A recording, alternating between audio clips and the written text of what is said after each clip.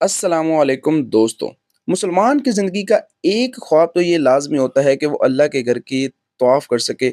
अल्लाह के नबी हज़रत मोहम्मद सल्लल्लाहु अलैहि वसल्लम के घर की जो ज़ियारत कर सके। इनके अलावा रियाज़ुल जन्नह के अंदर नफ़ल अदा कर सके। लेकिन सऊदीया गवर्नमेंट ने भाई कसम उठा रखी है कि ऐसा शायद ही हम मुमकिन होने दें। पाकिस्तानियों के लिए ऐसे-ऐसे वीज़ा पॉलिसीज़ के अंदर उन्होंने पाबंदियाँ लगाई हैं, ऐसे रूल्स बनाए हैं कि बंदा हैरान परेशान रह जाता है। पैसा हम पाकिस्तानी किस तरीके से पैसा जोड़ते हैं मिडल क्लास, कमेटियाँ और पता नहीं किस-किस तरीके से सेविंग करके उम्रे के लिए 2 ढाई लाख रुपए जमा करते हैं फ़ी फ़र्द।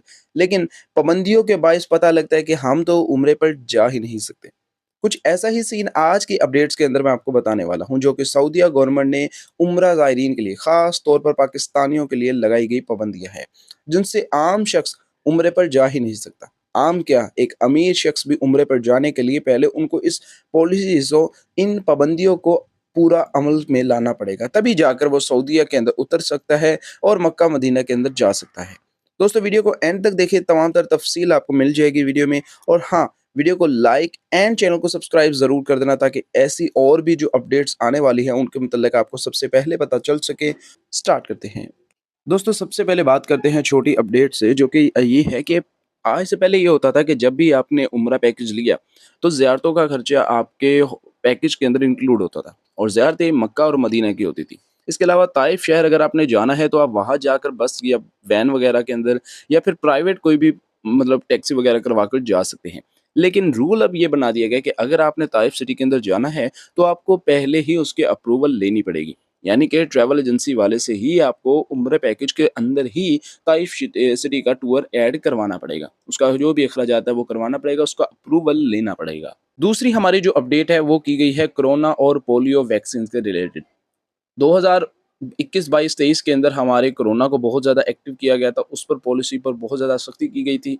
2025 के अंदर स्टार्टिंग से अब तक पोलियो को बहुत ज़्यादा फेस किया गया, और अब उनकी तरफ से पॉलिसी लगाई गई कि भाई कोरोना और पोलियो दोनों के हमारे वैक्सीनेशन, उनके कार्ड्स आपके पास, चाहे आप एक फ़र्द है या चाहे 10 फ़र्द है, 10 के 10 के पास वो वैक्सीन होनी चाहिए, और वो भी एक्टिव अप्रूवल गवर्नमेंट की तरफ से होना चाहिए। यानी कि आपको वैक्सीन दोनों की लगी होनी चाहिए। तीसरी अपडेट ये है कि आप सऊदीया के अंदर इनडायरेक्ट फ्लाइट नहीं ले सकते। मतलब पहले क्या होता था कि आपको सऊदीया के अंदर अगेन कोई ना कोई जो इनडायरेक्ट फ्लाइट है वो मिल जाती थी। यानी कि पहले आपकी जो फ्लाइट थी वो पाकिस्तान से चली, रियाज़ के अंदर उतरी, 8 घंटे, 7 घंटे या 5 घंटे कम से कम आपके वहाँ पर स्टे हुए। फिर वहाँ से वो आपको मक्का मदीना के अंदर उतारती थी, जद्दा या मदीना के अंदर। लेकिन अब ऐसा नहीं होगा। अब आपकी इनडायरेक्ट फ्लाइट सऊदीया के अलावा किसी भी मुल्क से हो सकती है। यानी कि सऊदीया के अंदर आपकी फ्लाइट का स्टे नहीं है, इसके अलावा आप किसी भी कंट्री के अंदर स्टे करवा सकते हैं, और ये रूल है जो कि हर एक एयरलाइन के ऊपर अप्लाई होता है। यानी कि इसके अंदर आपको परेशानी वाली बात तो नहीं है, लेकिन इस चीज़ पर आपने गौर ज़रूर करना है कि जब भी आपको इनडायरेक्ट फ्लाइट मिले, अव्वल तो उसको लेना ही नहीं, क्योंकि उसके अंदर टाइम भी बहुत ज़्यादा इन्वेस्ट होता है और पैसा इतना नहीं बचता है। लेकिन अगर आपको मिल रही है इनडायरेक्ट फ्लाइट, तो आपने ये गौर लाज़मी करना है कि वो सऊदीया के अलावा किसी भी कंट्री से हो। That's good. ओके दोस्तों अब बात कर लेते हैं कुछ मज़ीद अपडेट्स के बारे में। 7 डेज़ और 15 डेज़ वीज़ा अप्रूवल।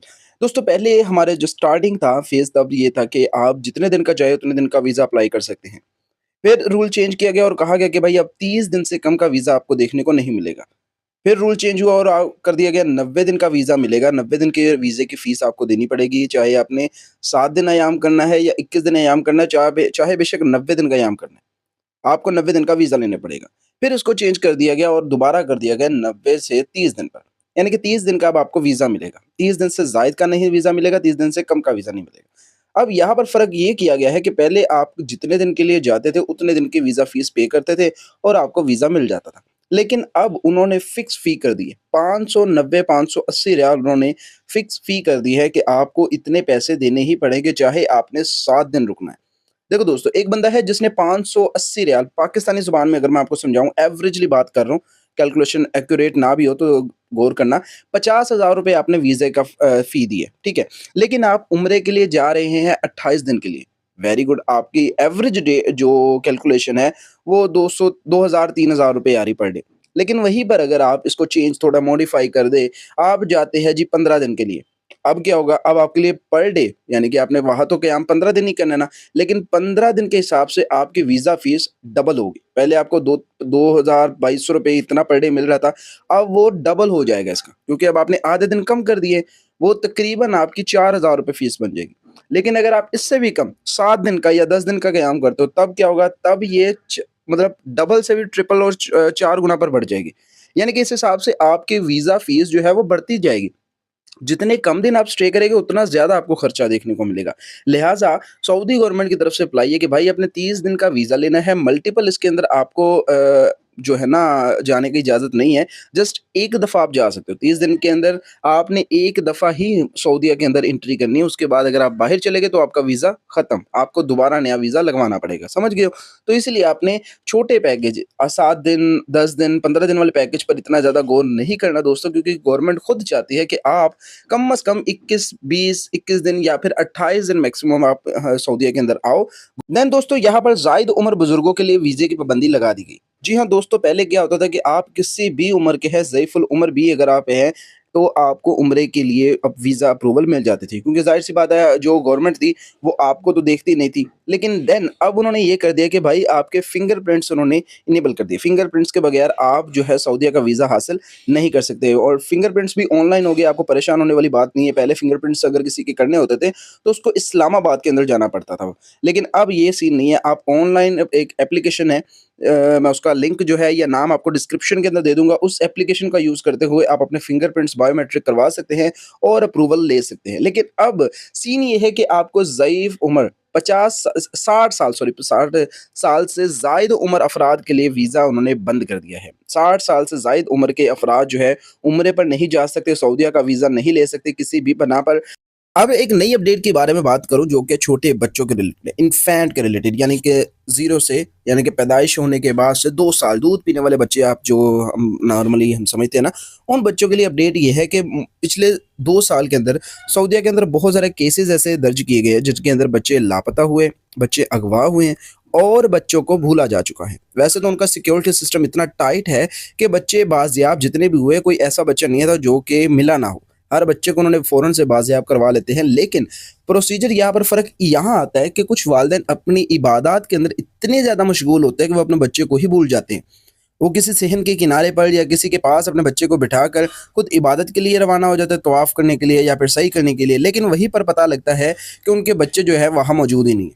बच्चे या तो कहीं और चले जाते हैं या फिर उनको जो सिक्योरिटी वाला अमला है उठाकर उनको अपने केबिन के अंदर ले जाता है, जहाँ पर उनकी कस्टडी गवर्नमेंट के हवाले कर दी जाती है। अब यहाँ पर अगर वालिदैन गवर्नमेंट से या फिर पुलिस से राब्ता करेंगे कि हमारा बच्चा अगवा हो चुका है या फिर लापता हो चुका है, देन उनको जुर्माना अदा किया जाएगा, क्योंकि उनकी गलती है, उन्होंने अपने बच्चे को लावारिस इस तरीके से पर छोड़ा। बेशक वो इबादत के लिए मशगूल थे, लेकिन फिर भी इसको गवर्नमेंट की तरफ से नाजायज़ करार दिया गया है, लिहाजा उनको जुर्माना किया जाएगा और जुर्माना भरने के बाद उनको बच्चे की कस्टडी वापस दी जाएगी और आइंदा उनको ऐसा ना करने का भी आगाह किया जाएगा। तो दोस्तों ये थी हमारी वीडियो। वीडियो अच्छी लगी हो तो वीडियो को लाइक कर देना, चैनल को सब्सक्राइब लाज़मी कर देना। ऐसी और भी वीडियोज़ देखने के लिए हमारे चैनल पर आपको बहुत ज़्यादा सस्ते चीप पैकेजेज़ देखने को मिलेंगे उम्रा रिलेटेड। तो आप किसी के अंदर भी ऑनलाइन बुकिंग करवाना चाहते हैं या फिर offline face to face booking करवाना चाहते हैं, तो आप हमारे ऑफिस भी विज़िट कर सकते हैं। इंशाल्लाह आपको बहुत ज़्यादा इन्फॉर्मेशन हमारे चैनल पर मिलेगी। तो काइंडली हमारे चैनल को विज़िट ज़रूर करें। अल्लाह हाफ़िज़ दोस्तों।